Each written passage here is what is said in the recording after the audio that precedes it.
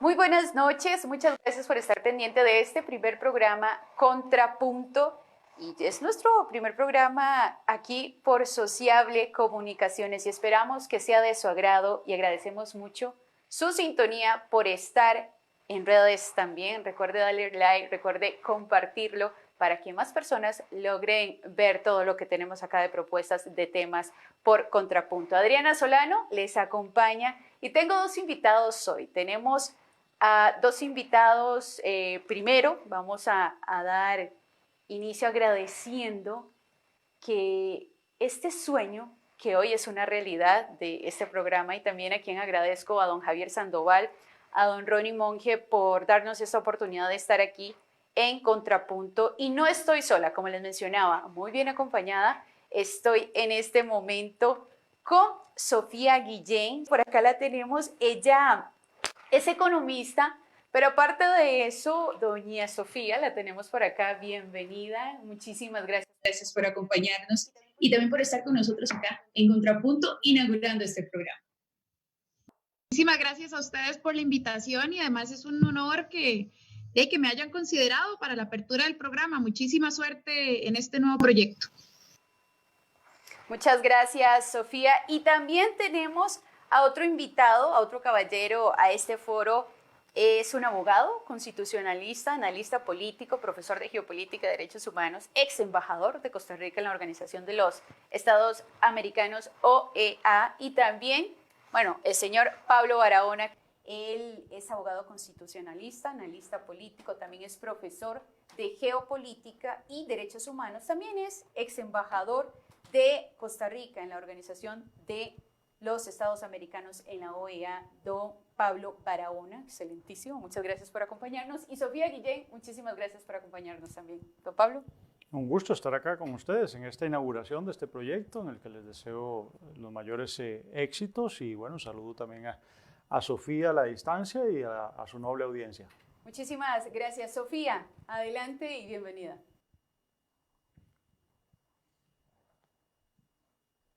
También a Pablo y al equipo de producción y me sumo al deseo de éxito en este nuevo proyecto que tienen. Muchas gracias. Y recuerde que en Contrapunto esta idea no es de debatir, hoy va a ser más de foro, de conversatorio en el tema político y el también económico que a tanto nos preocupa y nos ocupa a todos los costarricenses. En un primer bloque, en este conversatorio, esta vez no vamos a iniciar tan fuerte de debatir, de golpear la mesa, pero sí he de confesar que invitamos a la ministra de Planificación Nacional y Política Económica, doña Pilar Garrido, pero adivinen que no nos puede acompañar, dijo que en otra ocasión, que está con su agenda un poco saturada y respetamos aquí. Mostramos la respuesta de la señora doña Pilar Garrido para que vean que es cierto que la idea era que ella estuviera aquí, de poder no pelear ni discutir tan fuerte, sino más bien de buscar soluciones. Pero bueno, no fue posible, pero no importa, con o sin ella, y vamos a iniciar este programa de Contrapunto. Y quien piense que el poder radica en el Estado, con sus funciones legislativo, ejecutivo y también judicial, y ahora la participación ciudadana, que son ellas las que gobiernan, que se desconoce por ahí también que hay poderes a la sombra, esos mandos medios que uno normalmente teme, bueno, en Costa Rica los hay y son los que pueden controlar en gran medida el funcionamiento del Estado. Así que vamos a hablar de los poderes fácticos. ¿Quién gobierna realmente en Costa Rica? Poderes fácticos, mandos medios, como quieran llamarlos. El señor Pablo, ¿qué nos puede decir aquí a los espectadores de Contrapunto? ¿Quién gobierna en Costa Rica? ¿Quién lleva realmente la agenda, los intereses y quién los asesora? ¿Será el enemigo que los asesora en Costa Rica? Bueno, yo soy poco afecto en realidad a las teorías conspirativas y también a las teorías totalizantes, a esas que tratan de explicarlo todo desde una sola arista. Y en ese tanto me reservo una crítica que es sobre todo contracultural. En el tanto, supongo que el problema no es un problema tanto ideológico, es decir, no es de principios, sino fundamentalmente de intereses. Y en ese tanto, una cultura, que es una cultura bastante empobrecida, algo remolona, procrastinante, es la que me parece a mí tiene hoy una respuesta multicausal a esa pregunta tan implicante, Adriana, y es el poder hoy en Costa Rica anda suelto.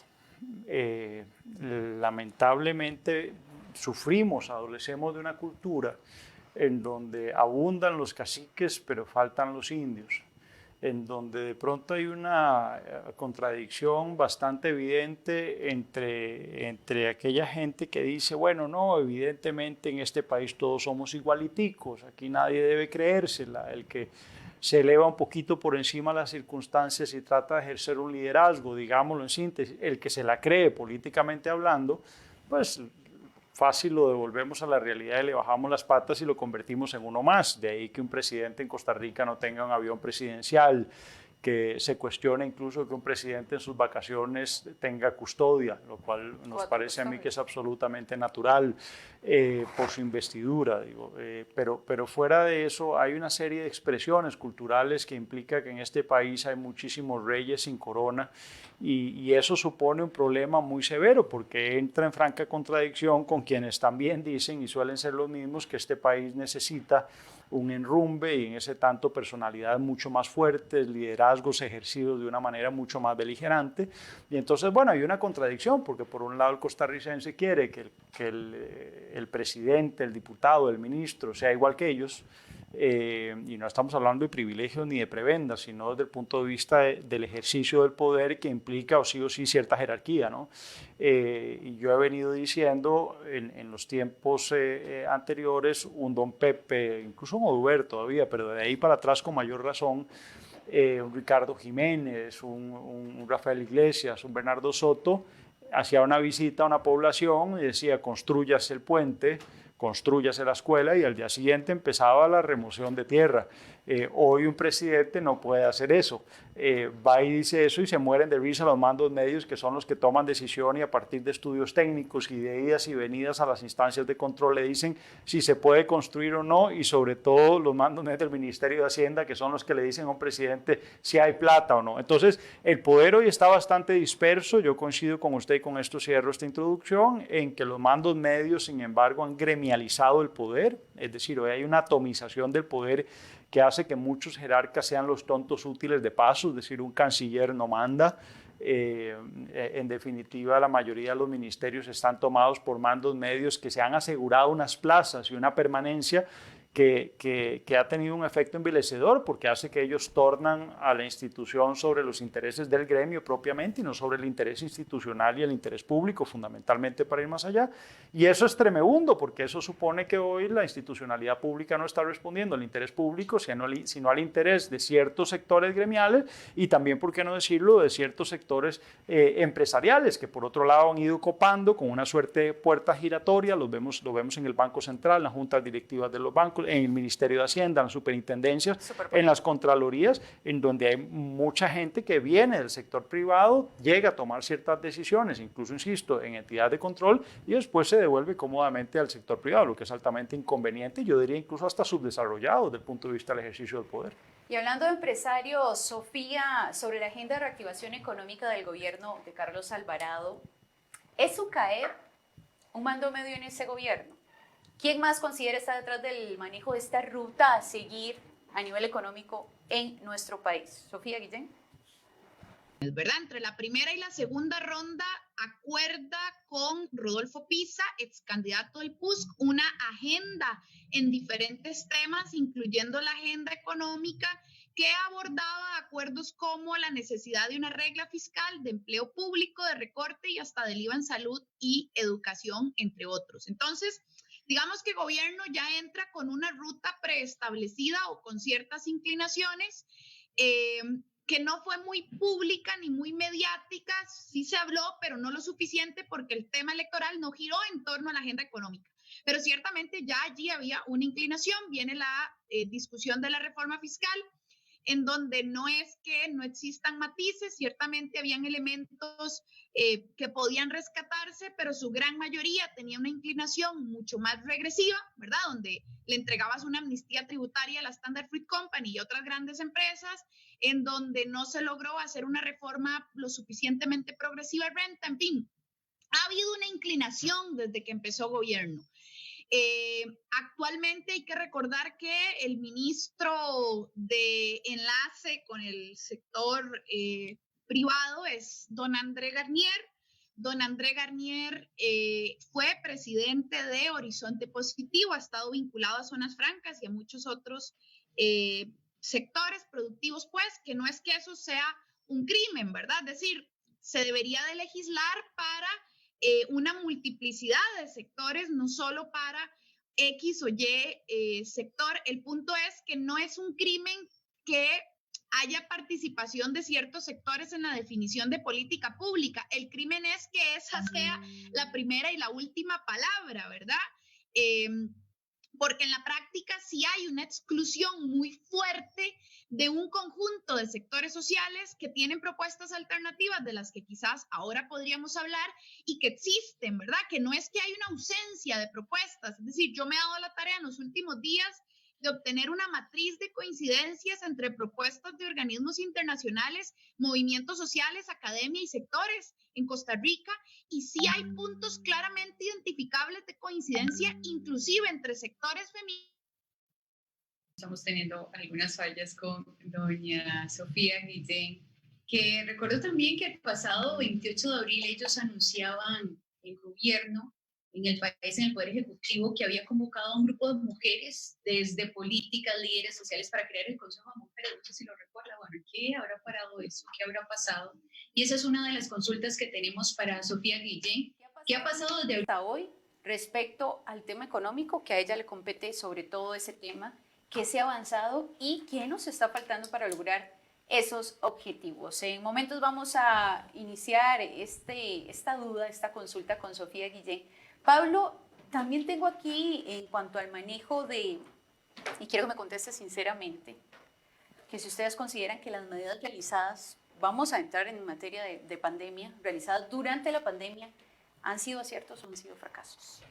Bueno, yo nunca cejé en la crítica, yo suelo hablar bastante sinceramente y de manera muy abierta, en cuenta porque no le debo nada a este gobierno ni a los agentes políticos de uno u otro lado, ni estoy con pretensión alguna que me haga volar con hoja de cálculo. Y en ese tanto hay que decir que aquí hay una inmensa responsabilidad, pero no querría yo caer en el facilismo de señalar solo al gobierno. Como el culpable útil, digamos, y de turno, sino que aquí, bueno, ha habido una huida, una franca huida, diría yo, de la oposición política, que ha sido absolutamente inútil, ha sido tremendamente escasa. Aquí la oposición política se plegó al gobierno en función de intereses, y hablo de la unidad, hablo de Liberación, incluyendo al Frente Amplio y otros partidos pequeños que hasta ahora, digamos, ya muy avanzada la crisis, empiezan a reaccionar. Y yo lo que dije en un principio era que había que tener mucho cuidado porque notaba una sobrecarga en la cabeza del ministro de Salud, que por otro lado se sintió muy cómodo viéndose en el espejo un poco agrandado y no le advirtió al presidente de que si bien él estaba dispuesto y era su competencia ser el ente rector en el área del manejo de la salud, de la salubridad pública, lo cierto es que del otro lado también había que ocuparse del manejo económico y también del manejo político, que era el que a mí más me preocupaba. Entonces yo hablé de 3 curvas desde un principio, dije que no me iba a referir porque no soy epidemiólogo, al manejo, digamos, desde el punto de vista de salubridad pública, aun cuando hay cosas evidentes, enviar a la gente en autobuses, incluso en autobuses todavía más atiborrados, más llenos de gente, porque, vamos a ver, impidieron que el flujo de autobuses fuera más numeroso, entonces hay menos buses, con lo cual hay más aglomeración. Bueno, permitieron ciertas actividades, pero cerraron espacios abiertos como las playas. El cierre fue muy, muy tempranero. Entonces, hoy que sí, digamos, los contagios son, digamos, ya en el escenario de la transmisión comunitaria, hoy que los cierres sí son mucho más violentos, digamos que la paciencia ciudadana vamos a ver, la cobija económica de los distintos sectores y de la población hoy hubiera alcanzado un poco más si no se hubiera cerrado cuando teníamos poquísimos contagios. Estoy hablando a principios de marzo. Entonces yo decía, bueno, yo al doctor Sala lo voy a dejar quieto por el momento, no me voy a ir en la cáscara de banano. Si usted repasa, la inmensa mayoría de analistas repetían, digamos, cacofónicamente, excelente manejo, buen manejo. Bueno, no hay que negar el buen manejo. Internacional, ¿verdad? Bueno, pero Ya yo no. no lo dije, yo dije, yo eso lo pongo en el congelador, esperemos para ver cuando esto se ponga serio, me parece que eso fue un poco más prudente. Y por otro lado dije, y a mí lo que sí me ha de preocupar como analista es, primero, la curva económica, digamos, del latigazo económico que se va a venir después en virtud de estos cierres tan generalizados, porque era evidente que también habían podido cerrar las zonas urbanas donde estaba el problema, pero por ejemplo no cerrar las costas en donde no había un solo contagio, y cerraron escuelas y colegios, olvidando que por brecha digital además la mayoría de esos niños y esos jóvenes no podían atender clases en sus casas. Entonces, al cerrarle las escuelas implicaba simple y sencillamente que perdían su derecho a la educación, y llevan meses sin recibir educación porque pues en las casas, si acaso, tienen el saldo los padres, y mentira que les van a poner el saldo para ver videos y bajar archivos que puedan estar mandando los educadores.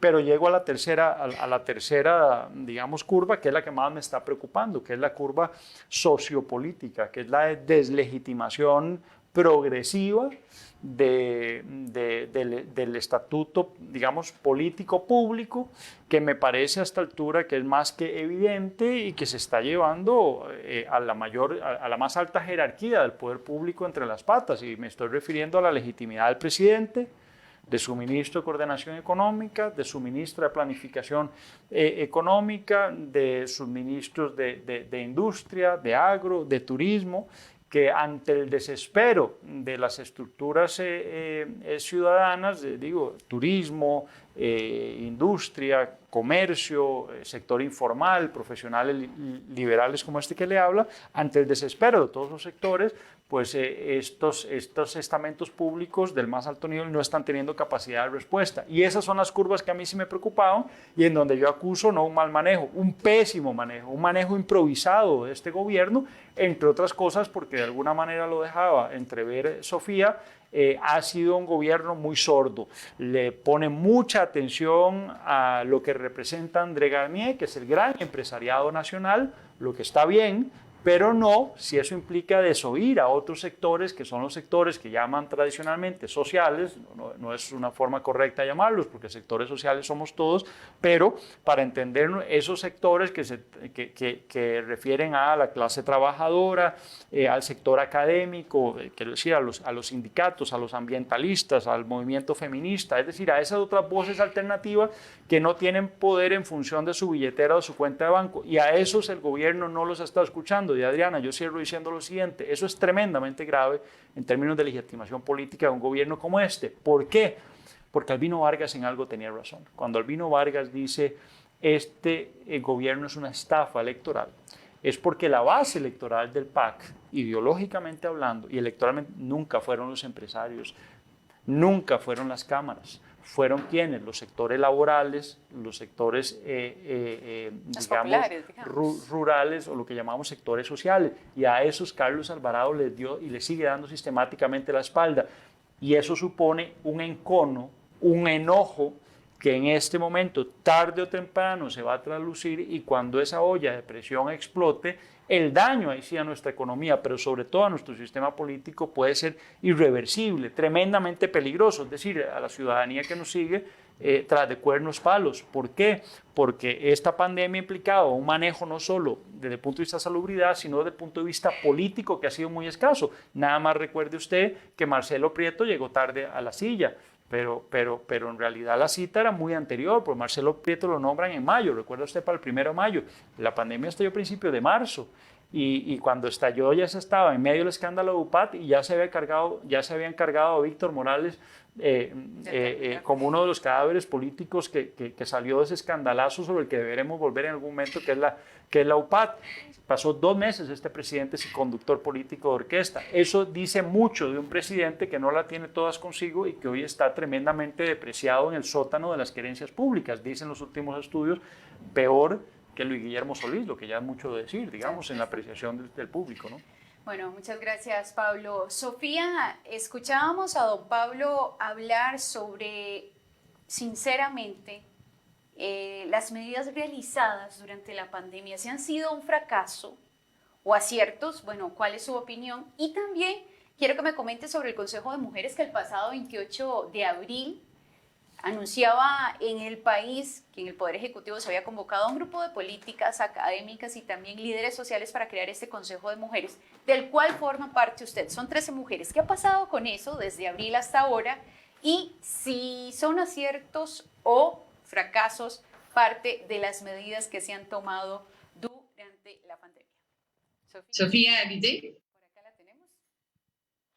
Bueno, son dos preguntas en una, ¿no? Por un lado, ¿qué pasó con el Consejo Mujeres?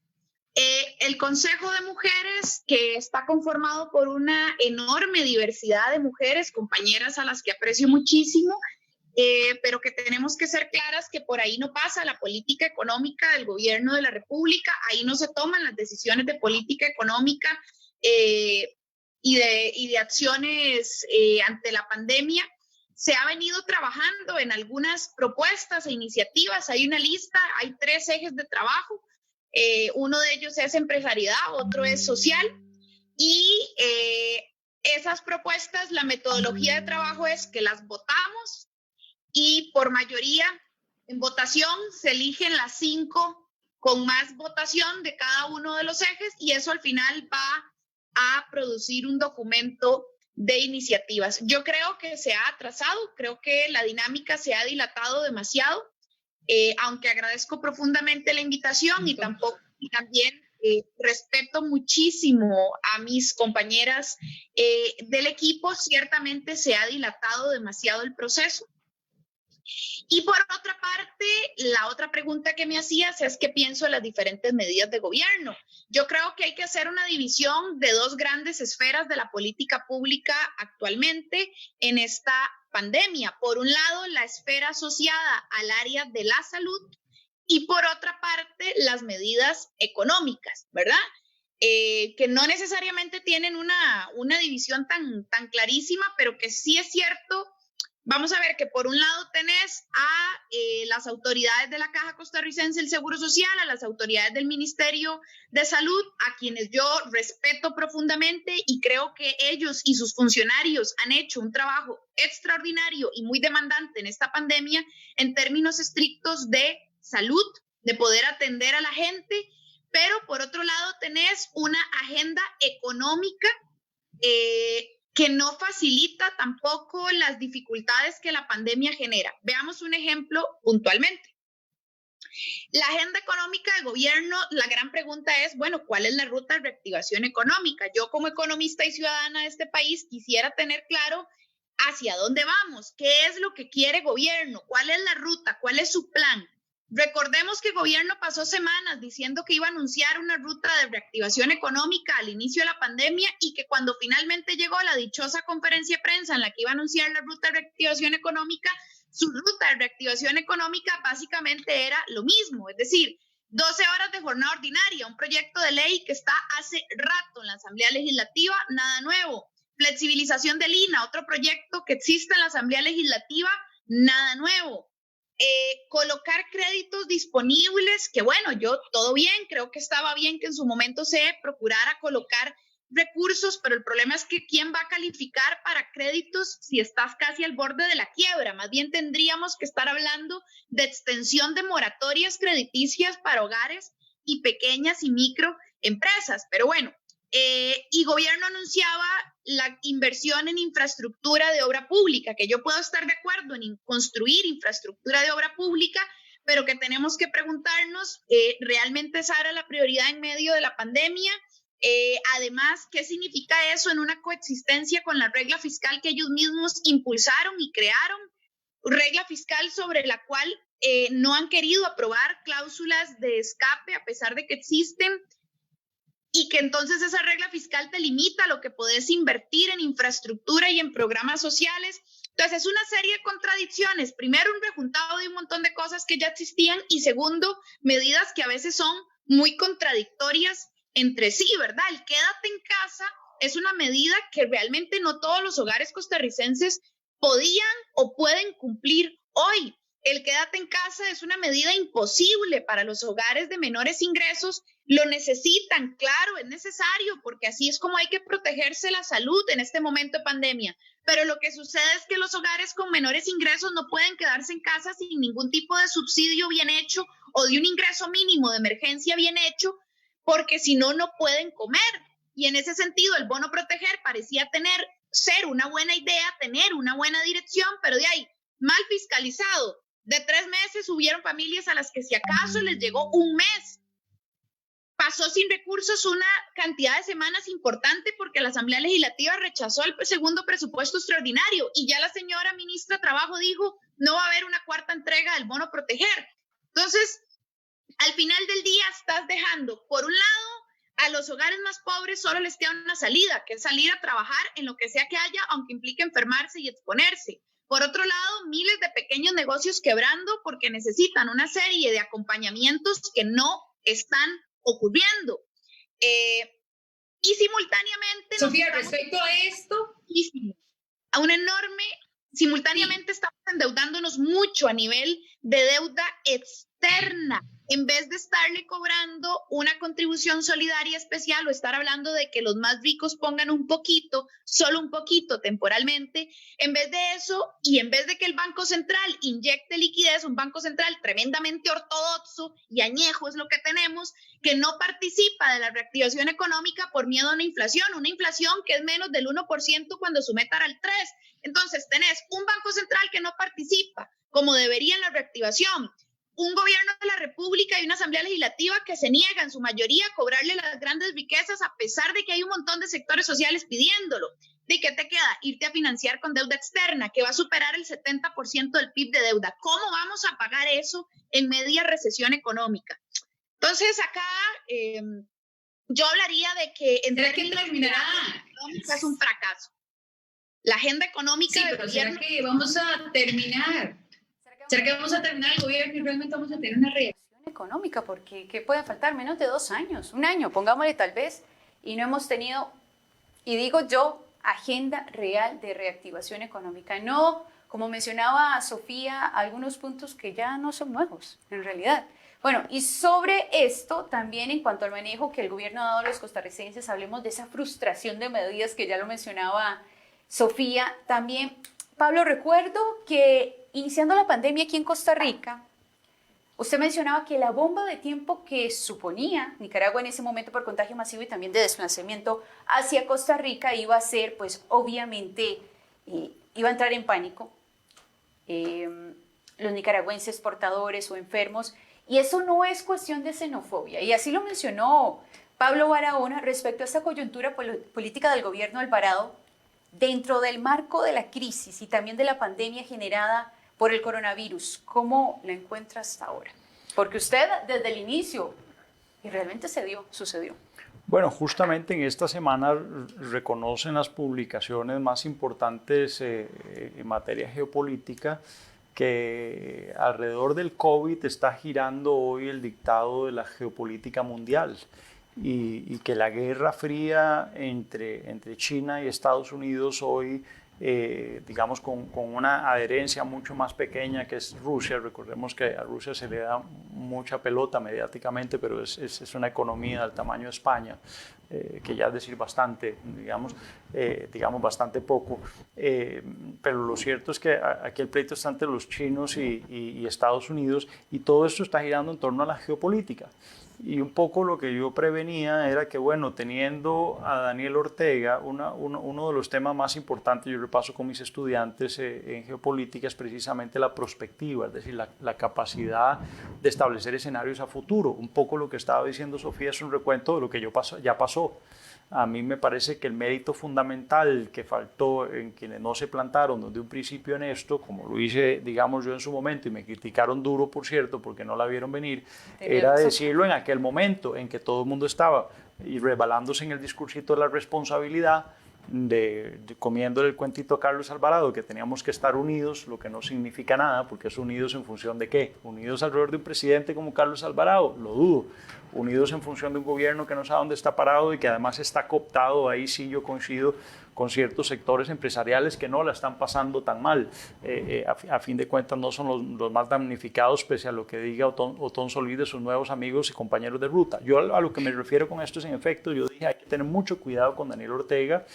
Puede perfectamente aprovechar, muy al estilo del Marielito en Cuba en su momento, así como nos ha estado mandando a convictos muy violentos, y si usted se da cuenta, buena parte de los femicidios que le han hecho mucho daño a ese pulmón económico que tenemos en la industria verde del turismo, para mí no es casual, y lo digo como abogado penalista también, y como estudiador que me he organizado y la historia geopolítica latinoamericana, que sean nicaragüenses indocumentados. El caso en Tortuguero, el caso en Escazú de una venezolana, en Tortuguero una española, y ahora más recientemente una anestesióloga en Quepos. Podríamos sumar posiblemente otros. A lo que me refiero es, dije, bueno, pareciera que nuestros servicios de inteligencia, la DIS particularmente, pero también los estamentos organizados que se dedican a hacer inteligencia policial en el OIJ, y por qué no decirlo, el Ministerio de Seguridad, no las están teniendo todas consigo, no están leyendo lo que implica esa frontera por la cual nos pueden estar filtrando gente deliberadamente infectada. Y bueno, esas son de las cosas más curiosas que tiene Carlos Alvarado, porque una de las funciones de un gobernante es generar certidumbre, confianza, él genera todo lo contrario. En cuenta cuando toma decisiones tan contradictorias como nombrar a Epsi Campbell, que es la única que le gana a él en impopularidad en este gobierno, nombrándola a cargo de fardos tan pesados, es decir, de encargos tan serios como el de, uno, blindar nuestras fronteras. Fue a ella a la que la mandaron a la frontera con Michael Soto, y los resultados están a la vista, ya ahora la escondieron, entonces ahora no se le puede preguntar qué fue lo que pasó ahí. Michael Soto, yo lo dije desde el principio de este gobierno también, desde que lo nombraron, es un Paco jugando a ministro. Y esto lo digo no en sentido peyorativo, sino descriptivo. Lo mismo hizo Luis Guillermo Solís nombrando a un OIJ como fue Gustavo Mata, lo que es tremebundo, porque la tradición política en todos los países, se lo digo yo que algo tiene que ver con el sector de seguridad, digamos a nivel diplomático sobre todo, normalmente son políticos de muy alto nivel, con conocimiento en materia de seguridad, que tiene viceministros operativos, ahí sí como Michael Soto, que es el que sabe por dónde hay que tocar la puerta, a qué horas es el operativo, sí, pero eso no le corresponde a un ministro de Estado, que es totalmente de otro perfil y que tiene una lectura de perspectiva y de calado político que debe llevar mucho más allá de la política pública. En este caso, la prioridad debía ser asegurar la frontera. Yo hice propuestas, dije, llamen a la reserva, llamen a los Boy Scouts, dije, si están mandando a los jóvenes a la casa, inviten a la gente joven que se quiera matricular para ir a custodiar nuestras fronteras, bajo el mando obviamente de la fuerza pública, pero bueno, esto era un tema de emergencia nacional y yo estoy seguro que muchos nos hubiéramos apuntados a hacer eso, porque vean ustedes que el contagio se torna comunitario a partir de lo que pasa en las llanuras del norte. Y también dije después, ojo, que esto que yo dije, semanas después lo replica Nayib Bukele, de su propio cuño, obviamente no porque haya escuchado a un humilde costarricense como yo, y ahí entonces hay una reacción patriotera, para mí muy insignificante, muy artificiosa, de costarricenses insulsos que vienen a decirle a Nayib Bukele, metas en sus asuntos, no sea tan envidioso, como Costa Rica tiene unos números tan buenos en aquel momento. Bueno, ahora no podemos decirlo. Bueno, pero se le fueron encima a Bukele. Yo lo que escuchen a Bukele es un presidente que tiene comunicación directa, no solo con el Departamento de Estado, sino con Donald Trump, puede estar teniendo información importante y lo que él dice es verosímil, es el presidente Alvarado no está haciendo suficientes pruebas. Las pruebas en Costa Rica son pruebas localizadas y no están abriéndose a los caseríos, a las llanuras del norte. Vayan a ver qué usted está pasando ahí. Aquí la gente, en vez de reaccionar y de pedirle cuentas en conferencias de prensa, en donde el gremio periodístico se dejó echar de casa presidencial de manera muy pacífica y hasta después, 3 meses después, fue pegar el grito al cielo con un formato que era absolutamente secuestrante de la opinión pública y la libertad de prensa, porque era de periodista. Mándenme las preguntas por escrito, las seleccionamos y les preparamos la respuesta. Ahí mano porque ¿verdad? Dentro de esos chats nosotros estamos en Sociable y también en el chat de Casa Presidencial, y verás lo difícil que es inclusive estar en chats donde uno hace una pregunta, una consulta o alguno de los colegas, y habían colegas de medios de comunicación grandes que se le van encima, o sea, es un tema bastante complicado, por eso refería al por eso gremio digo, no es periodístico, solamente claro. que ya después se reclamaba y cuando decían, es que repiten las mismas preguntas. Pero empezaron a no eran reclamar todos. muy tarde. Este fue el único país de lo que yo pude rastrear en donde los periodistas se dejaron echar literalmente casa presidencial. Pero bueno, y no si vamos a chistaron. eso, Y yo que se la lo pregunté a varios. y que la varios mayoría periodistas. de medios también están como bastante alineados. Y eso Sin yo duda, creo sin que no duda. hay La ninguna duda colusión de eso. mediático-empresarial tiene que ver con ese mismo conglomerado empresarial que tiene André Garnier como mascarón de proa y que son los dueños de los grandes medios de comunicación de este país y que son los que quitan y ponen a fin de cuentas no solo Y quiero hablar los sobre políticos Garnier. vigentes, sino las agendas. Quiero hablar sobre Garnier. Sofía, yo sé que de repente tenés también en tu agenda otra reunión próxima a esta que tenemos acá en Contrapunto. Una pregunta y para ambos. ¿Se puede, o se debe más bien, se debe ir el actual ministro de Coordinación Económica con el sector privado, André Garnier? ¿Debe renunciar? Don Pablo, Sofía, ¿qué considera usted? Dejemos a Sofía que agarre la iniciativa, que yo sé que es deberá tener muchas ganas de referirse al caso del señor Garnier. Bueno, vamos a ver, lo de André Garnier ha sonado mucho los últimos días por el asunto del helicóptero, ¿no? Y ahí yo quisiera hacer una aclaración. Yo no cuestiono que un presidente se vaya de vacaciones, ¿verdad? Es decir, no cuestiono Nadie lo cuestiona, nadie. que tomar un par de días de descanso, más allá de si yo estoy de acuerdo o no con su gestión, ciertamente toda persona trabajadora requiere de cierto día de descanso, ¿ok? Habiendo aclarado eso, lo siguiente que debo decir es que inclusive si todo está en el marco de la legalidad, ¿verdad? Que hasta eso está en investigación, pero digamos, eso es tarea de la fiscalía averiguarlo, no mía. Inclusive si todo estuviera en el marco de la legalidad, lo que en realidad ese paseo evidencia es un asunto más sutil, tiene que ver con grupos de interés más cercanos que otros, ¿verdad? Lo que ese paseo revela, si es que fue de vacaciones, entonces su compa de vacaciones, ¿verdad? Es el expresidente de Horizonte Positivo. Si es que fue de viaje de trabajo, sería normal que lo acompañe un ministro porque sería un viaje de trabajo, pero originalmente no se informó como que fuera un viaje de trabajo, sino que era como un paseo. Entonces, como que hay muchas nebulosas respecto a ese escandalito.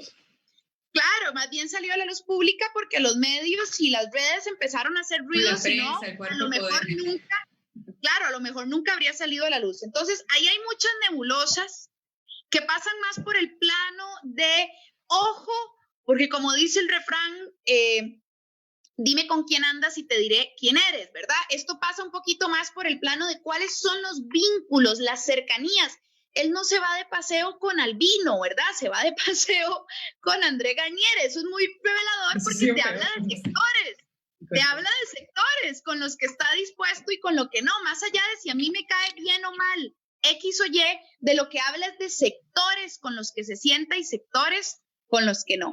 Entonces, habiendo dicho eso, respecto a si Garnier debe renunciar o no, lo que sucede es que su puesto y la naturaleza de su tarea es en sí reveladora respecto a quién lleva las riendas de las cosas. Te inventas entonces, lo pones en un ministerio de cooperación con el sector privado que inclusive le hace pulso en la práctica las decisiones del Ministerio de la Presidencia. Se lo pones casi que como, vamos a ver, como vigilante, ¿no? Entonces, lo que sucede es que es representativo de quién o qué sector dirige, lleva las riendas de la política económica. Ahora, ¿debe renunciar? Bueno, vamos a ver si aquí sucede, evidentemente, que después de la investigación resulta que el caso es claramente ilegal o hay alguna ilegalidad, evidentemente, sin discusión alguna, tendría que renunciar. Pero inclusive es que hasta por ética y hasta por democracia no se habría tendría. separado por la investigación. Claro, tendrías que haber, aunque sea dicho, aunque sea hacer la lámpara que hizo Rocío Aguilar, ¿verdad? Que hizo la lámpara de separarse y después apareció nombrada en la SUPEM, porque eso pasa, ellos se reciclan entre ellos nunca, el desempleo no lo conocen. Sin puesto no se va a quedar, no va a conocer. Pero vamos, es que ni siquiera se está Ni siquiera se está intentando limpiar un poquito la cara. Ese es el punto de la cosa. Ya lo dijo Sofía. Yo sobre ese asunto quisiera ser mucho más categórico. Empezar diciendo que desde luego tiene que renunciar por un mínimo de vergüenza, pero además también por un imperativo de legalidad, y ahí yo hablo ya con otro sombrero. Hace unos 15 años me tocó corredactar primero la ley 8422, ley contra la corrupción, desde la Contraloría, de la que era yo jefe de despacho en aquel entonces, y después también reglamentar esa ley, correglamentar, para ser franco y en honor a la verdad, con Fernando Castillo, hoy presidente de la Sala Constitucional, que fue mi compañero en esa corredacción, que estaba procurador constitucional en aquel tiempo. Y entonces yo sí les quiero adelantar que esto que ha pasado es gravísimo, que más allá del burdo error, que para mí es insultante, y yo difiero ahí con Sofía, yo sí voy a cuestionar el sentido de oportunidad de unas vacaciones, no solo, no por inmerecidas o no, eso ya sería entrar en mucha subjetividad, no, por un dato muy objetivo. Si nosotros, y a usted que le gusta la comunicación, Adriana, si nosotros entendemos y echamos un poco el carrete para atrás y escuchamos a un presidente Alvarado diciendo apenas 2 semanas antes, estamos en un ambiente de guerra, no hay nada que se parezca más a una guerra que esta, bueno, entonces yo estudioso de la historia me voy para atrás y no me imagino a un Churchill, no me imagino a Eisenhower, no me imagino a un Stalin, no me imagino a cualquiera que usted me quiera mencionar yéndose cuando está reconociendo que está en una circunstancia de guerra, yéndose de vacaciones, así sea 1 o 2 días. Y eso lo sabían. ¿Por qué lo sabían en Casa Presidencial? Porque el presidente no anunció sus vacaciones, que es lo que el protocolo de un jefe de Estado manda, le anuncia a la nación, aquí y en China y en todas partes. Incluso en prensa, el señor mandatario este fin de semana, algo, lo que sea, nunca se anunció. Entonces, si no estaba mal y no había nada que ocultar sobre esas vacaciones, ¿por qué se ocultaron deliberadamente? ¿Por qué trascienden? No, y hay otra diferencia, yo no compro el relato que esto ha sido gracias a la prensa, esto es gracias a la ciudadanía activa en redes sociales, punto. La prensa se montó en lo que las redes sociales revelaron, pero no fue que la prensa acuciosa se entera de eso, sale en un titular y después las redes sociales empiezan a insuflar y a levantar la noticia, fue al revés.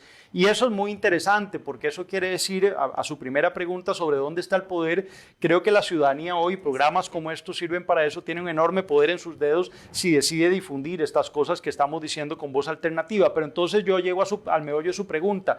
¿Se fue en un mal momento el presidente? Sin duda.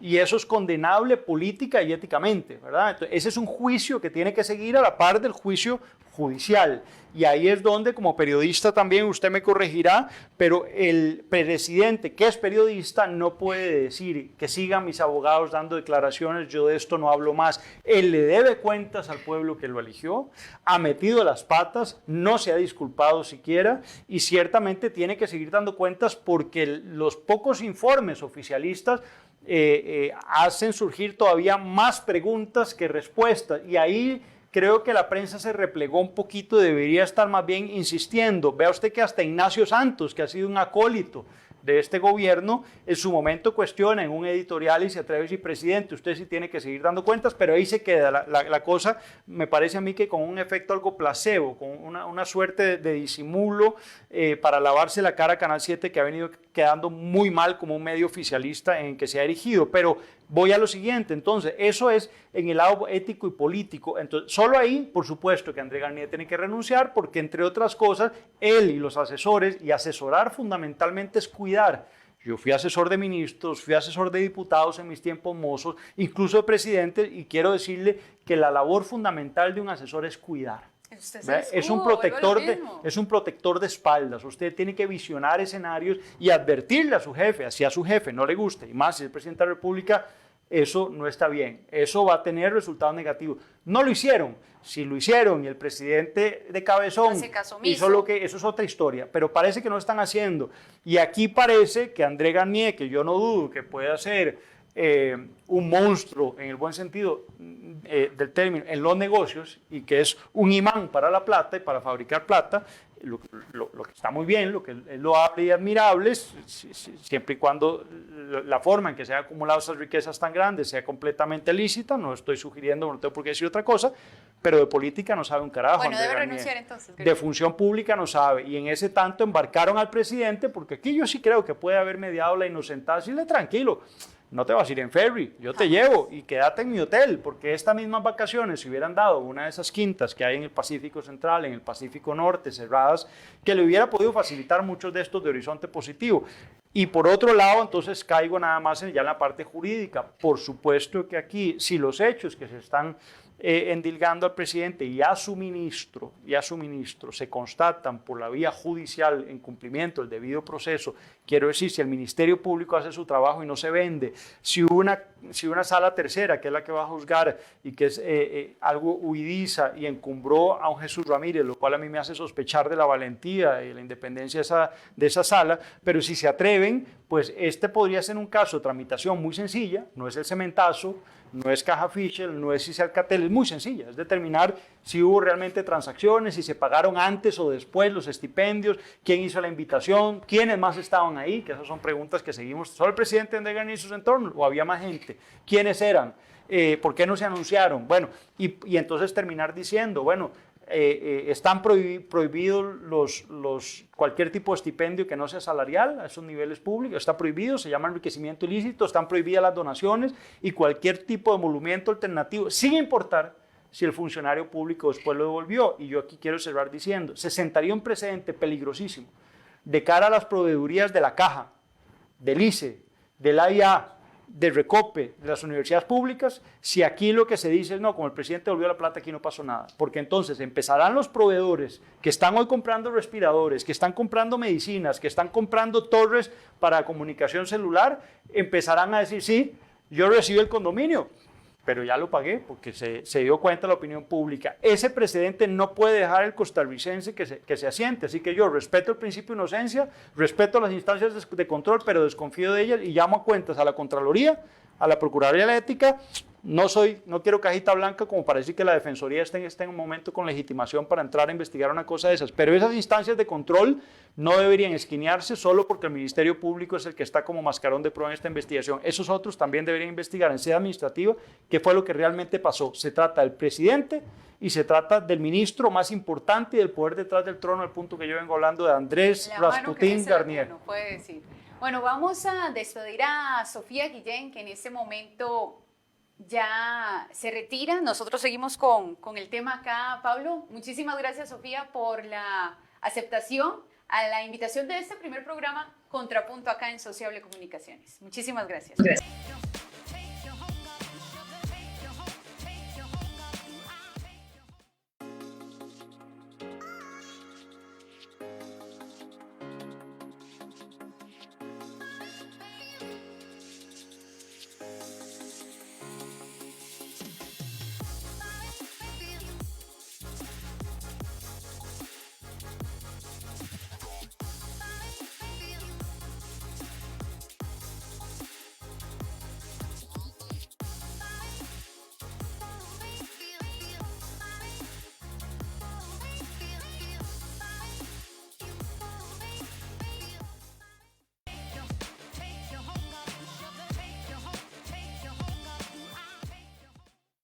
Y continuamos con Contrapunto por Sociable Comunicaciones. Tenemos a Pablo Barahona de invitado en ese momento y hay muchas dudas, inclusive hay preguntas que los invitados nos hacen llegar. Invitados a este nuevo programa, porque hoy iniciamos con Contrapunto.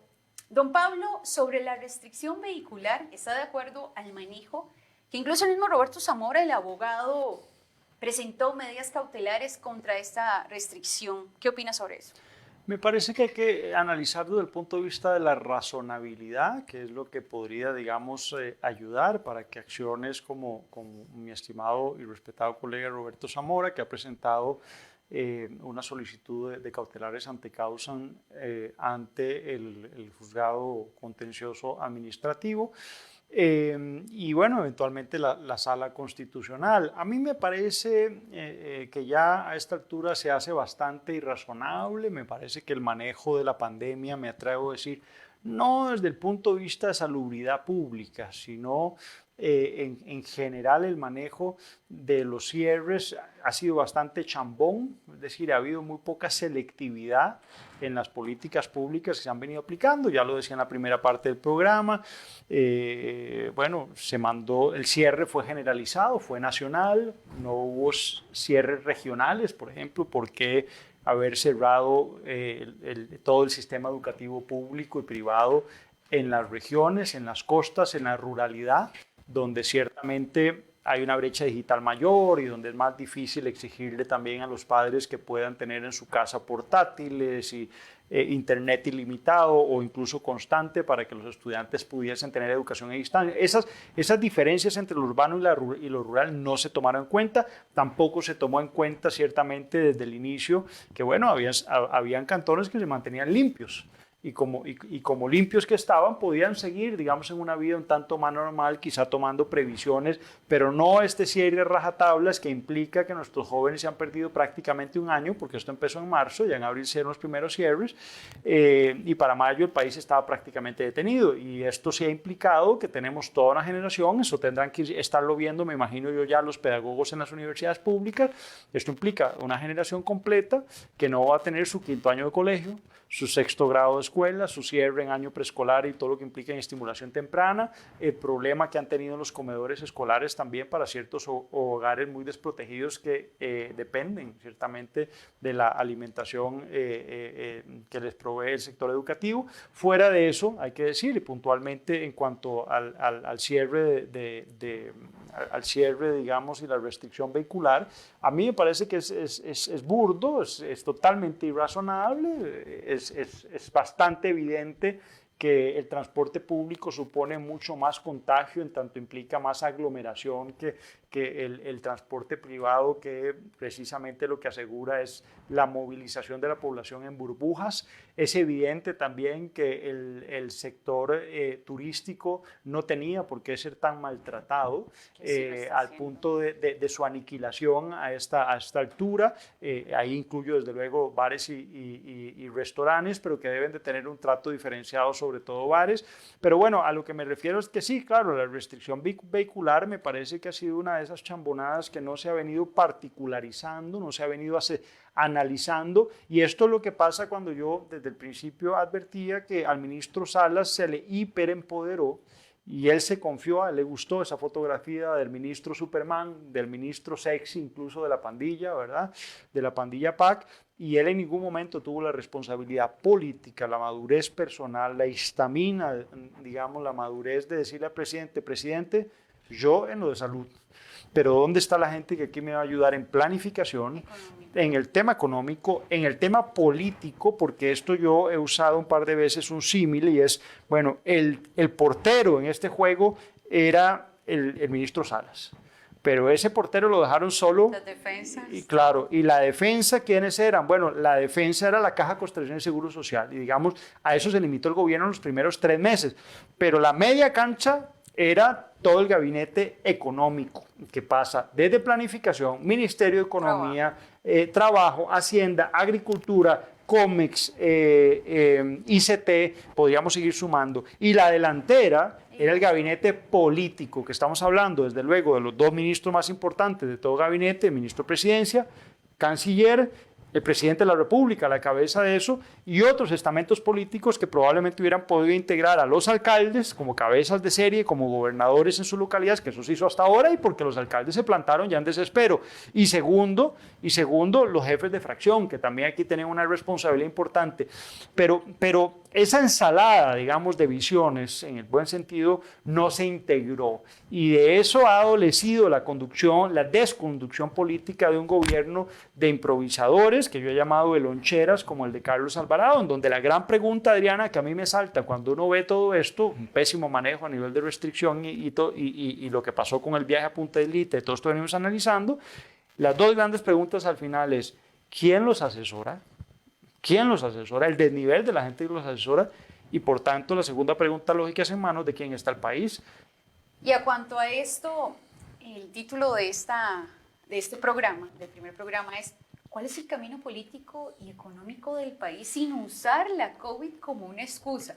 porque aquí nos vamos que negociar un acuerdo con el Fondo Monetario Internacional, la aprobación de créditos y también una reducción presupuestaria son la apuesta del gobierno de Costa Rica para enfrentar la crisis económica que se está causando por esta pandemia de la COVID-19. Pero además que nadie asegura que con este documento de la FMI las cosas se pongan mejores. Y a esto voy, el gobierno se limitó a decir que con este acuerdo tiene como fin la estabilidad económica y también la preservación del Estado Social de Derecho y que en esta negociación participarán actores políticos como los diputados y también líderes de distintos partidos, pero eso no es una excusa que están tomando esto, que la pandemia, que es necesario endeudarnos más, entonces eso no, una excusa. Bueno, Adriana, sin duda, y yo quiero decirle a su teleaudiencia que yo estoy muy, muy preocupado. Yo les voy aquí a sincerar lo que le he dicho a quienes me han buscado porque están ellos interesados en entrar por la carrera presidencial. Algunos precandidatos que ya empiezan a surgir y que lo buscan a uno en pos de una opinión pues, que ellos estiman de alguna manera, y yo les agradezco y les he dicho, ustedes están locos. Es decir, van a encontrarse un país absolutamente destruido.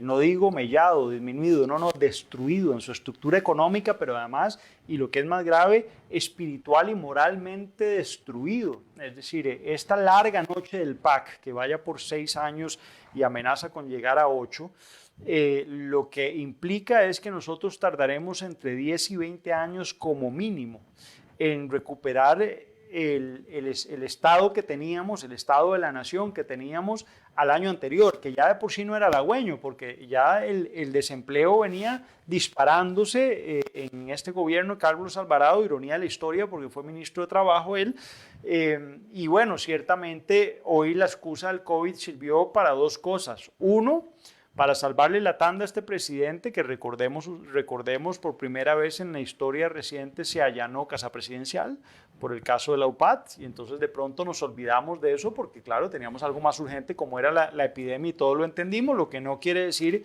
que ya va siendo hora de ir administrando las 2 agendas y retomando el otro antecedente que es muy grave, lo de la UPAT, el espionaje político y la incursión del presidente presuntamente en tan malos procederes no es menor. Y finalmente yo sí pienso que hay algunos ribetes, y es lo más grave, de ir creando en Costa Rica una suerte de autarquía, es decir, de totalitarismo político que me parece que puede estar amenazando incluso la integridad electoral en Costa Rica. Entonces, sirve para pasar la página a la UPAT y sirve para darle oxígeno artificial, pero oxígeno al final, a un gobierno que no solo no las tenía todas consigo, sino que las tenía todas contra sí, en cuenta porque ha pagado una curva de aprendizaje que ya después de 6 años al PAC ya no tenemos por qué tolerarle como ciudadanos si nos queda algo de valentía y de presencia cívica, pero que además estábamos sintiendo todos los que en el fondo alimentamos la economía de este país, que somos los emprendedores, los que generamos riqueza y no solo aquellos que esperamos un salario a fin de mes. Y bueno, le sirvió para pasar la página de una crisis económica tremenda y de un desprestigio político de un presidente como no habíamos visto antes. Yo quiero decirles, el Latinobarómetro y las mediciones intrarregionales mandan al presidente Alvarado el sótano de las creencias populares, por debajo de un Daniel Ortega, por debajo del presidente Moreno en Ecuador, es decir, por debajo de Piñera, que son presidentes que han estado a punto de caer a partir de protestas sociales que en la calle yo creo que vamos a empezar a ver, no es que las desee, pero muy recientemente Costa Rica. Es que la gente no puede aguantar ya más meses así. Así es. Casi que vea usted, perdón, que hasta los empresarios se lanzaron a la calle la semana pasada. Señor Llobet en la calle ahí, claro, los empresarios siempre han dicho que cómo es eso de que la calle no es donde se ejerce la democracia, que no es la vía. Ahí están los empresarios más encumbrados y las cámaras frente a Casa Presidencial. Qué ironía de la historia. Y muy en resumen, hay mucho diálogo en este gobierno, es cierto, pero eso no precisamente es negociación. Y eso voy rápido, porque también hablemos de los medios de comunicación. No me quiero ir sin tocar este tema. En esta administración, ¿seguimos siendo el cuarto poder o no? Porque es muy atípico el manejo de información a medias, porque no voy a generalizar. Yo sé que no son todos los medios de comunicación. Habrán algunos que sí sacan lo que tienen que sacar, que muy amarillistas por un lado, pero que realmente son los que están sacando investigaciones fuertes y que si no es por eso no nos daríamos cuenta de cómo se está manejando. ¿Cuál es su punto de vista? Bueno, yo rescato en efecto que hay algunas excepciones que sin embargo no alcanzan más que para confirmar la regla. Ahí está el diario Extra, sin duda, está el semanario Universidad. No es que yo, porque no soy su abogado, tenga que levantarlos, pero ciertamente, como usted bien dice, pese a que uno pueda no compartir ciertas líneas o ciertas publicaciones, lo cierto es que son los que se atreven más y los que parece guardan una integridad periodística y una independencia que hoy merecen que yo los mencione. Pero sin duda hoy la democracia comunicativa y el futuro patriótico de la prensa está en iniciativas como esta, como Contrapunto y otras que yo premio, y yo por eso me siento muy honrado de estar en este programa inaugural, porque me parece que es por aquí, por donde el costarricense puede realmente informarse de una manera mucho más desaprendida, quiero decir menos comprometida con los capitales que son los que asignan la pauta y que son los que están hoy en un asocio. Hoy decir Carlos Alvarado, Claudia Dobles es decir André Garnier, y decir André Garnier es decir Francis Durman, es decir Steve Aronson, es decir los del grupo Cuesta de Mora, los Uribe, es decir los Mesallés, es decir todos los que están detrás de conglomerados empresariales como los de los Picado, Canal 7, la familia Jiménez con La Nación y compañía, o los Contreras en Repretel. Entonces yo digo las cosas con nombre porque me parece que en este país y sobre todo en esta generación, Adriana, tiene que empezar a sacarse, digamos, un poco ese almidón discursivo que hace que un poco en esa lógica Cartaga digamos las cosas sin decir y le demos la vuelta toda, cuando yo creo que nuestra generación está esperando precisamente que le hablen de frente y pueden disentir de lo que estamos diciendo, pero sepan que lo que estamos diciendo es lo que estamos pensando y no que estamos pensando en cómo disimular lo que realmente pensamos, que es lo que uno ve en la impostura permanente de un Carlos Alvarado, que bueno, son fórmulas vacías, no por nada se ha ganado bien para mí el mote de Cantinflas, ¿verdad? Es decir, el cantinflerismo con que se expresa Carlos Alvarado, que de por sí es un léxico y una sintaxis muy pobre, lo cual para pues, los que escribimos y los que tenemos esta beta comunicativa abierta es un tema muy sensible, la forma, no solo el fondo dice mucho, y ahí Carlos Alvarado muestra una enorme incultura, me parece a mí que creo que es notoria y palmaria para la gente. Yo he dicho que este es un gobierno bastante polo y no lo digo en términos, digamos, meramente peyorativos, sino que describe una incultura y una forma y unas formas de poder que me hacen pensar que este país nos lo han chinamizado y el poder político en este país está chinamizado. Y no hay mejor fotografía, perdón, para no quedarnos solo en el parque en gobierno que la oposición política en la Asamblea Legislativa. Que está totalmente tuburizada. Eso es tierra rosada, ¿verdad? ¿Hay oposición en Costa Rica en ese momento? Bueno, por eso, la oposición que formalmente está, que está representada en la Asamblea Legislativa, usted tiene razón, se ha plegado mayoritariamente, con excepciones escasas de algunos partidos muy pequeñitos. Algunos diputados, ni siquiera unos partidos. Exacto. De pronto usted ve al PIN que se sale del canasto. Una Frangi que se salió del canasto. Bueno, una Frangi de Liberación, o de pronto sí, como usted bien dice, más diputados que partidos que se atreven. Ahora, curiosamente, vemos un poco más a Villalta, que venía muy callado, que venía muy plegado. Pero es que ya no damos abasto. Y con esto quiero cerrar, tal vez, porque tratemos de buscar una solución a esto ya para retirarnos con esa idea de que, bueno, no todo es malo, queremos dar una solución. En una frase, ¿cuál sería esa posible solución para que Costa Rica salga adelante después del post? O sea, después a pocos años, porque eso yo sé que nos va a costar, pero después de esta COVID-19... Bueno, habría que responsabilizar a los que nos ven. Yo no quisiera, Adriana, quedarme... Y tener la solución uno tampoco. No, quedarme en el trabajo cómodo de nada más señalar a los políticos e invitar a la gente a dar el paso en falso, a sentirse bien consigo mismo, sintiéndose mal con la política o con los políticos. Yo pienso que la gente tiene una enorme responsabilidad. Carlos Alvarado hoy es un fiel representante de los remolón que se volvió el costarricense. El costarricense, en base a un doble discurso, se dejó entrampar entre si la negrita Los Ángeles o el matrimonio homosexual, que hoy vemos no era el tema que debíamos discutir en la última campaña electoral. Yo he preguntado de manera un tanto irónica eran los Alvarado, tanto Carlos como Fabricio, los mejores representantes de la política costarricense y de nuestra generación, que es probablemente la generación más preparada de toda la historia desde que se fundó el país. No hay y más preparada, digo, cuando en la Asamblea Constituyente no hubo, del 49 no hubo un solo economista porque no existía la Escuela de Economía, no había un solo economista en Costa Rica. Por eso un abogado como Rodrigo Facio es el que asume esa posición y es el que diseña la Constitución económica, pero en nuestra generación la historia es muy distinta, pero vea usted que terminamos entrampados en un callejón sin salida que representaba a los Alvarado, que para mí quedan muy cortos. Hoy, desde luego, creo que para todos los costarricenses, Carlos es muestra de ello, tampoco Fabricio era la respuesta, me parece, y entonces la advertencia es, ¿dónde está la solución? En que el costarricense, me parece a mí, debe informarse de manera alternativa para no seguir chinamizando, digamos, su intelecto, aculturizándose a partir de Canal 7, Canal 6, Monumental, Columbia, ciertos para la Nación, espacios que aportan muy poco, que son, como bien decía Jefferson, son medios de polución masiva, decía Jefferson, sobre ciertos medios de comunicación. Y bueno, si logran dar ese perillazo y más bien usar ese gran poder que tienen hoy en los dedos en sus dispositivos digitales, yo creo que podemos romper un cerco mediático y de pronto posibilitar que las discusiones en este país se sinceren, sean más reales, más directas, tengamos más tolerancia a diferir, digamos, políticamente. Y un consejo, que es separar la política de la religión. Eso es fundamental de cara a la próxima campaña. El bendito populismo, porque el populismo promete y promete y al final no cumple. No caigamos jóvenes y todo ciudadano, aquí no van solamente los jóvenes, desde todas las áreas de expertise.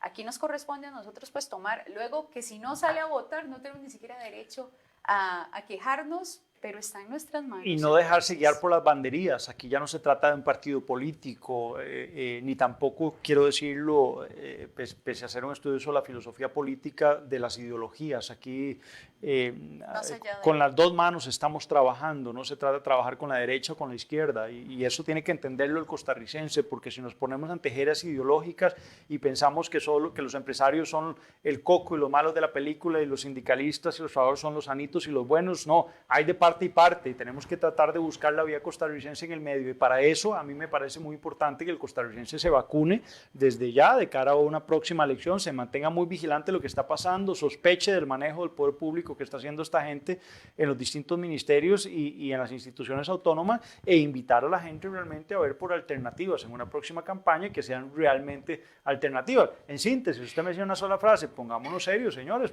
y señoras, porque si no Costa Rica se nos va a acabar. Nosotros no conocemos lo que es la inestabilidad política en toda nuestra generación desde el 48 a extremos, y vamos por ese camino. Entonces yo agradezco muchísimo la invitación, porque me parece que esta es una ventana que le posibilita a uno decir estas cosas, y si la gente tiene oídos abiertos, ojalá los abra más y difunda estas cosas. Y a eso voy, contrapunto, eso es lo que busca. Habrá un punto en contra, otro a favor, se van a agarrar, y la idea es esa, llegar a buscar una solución como ciudadanía.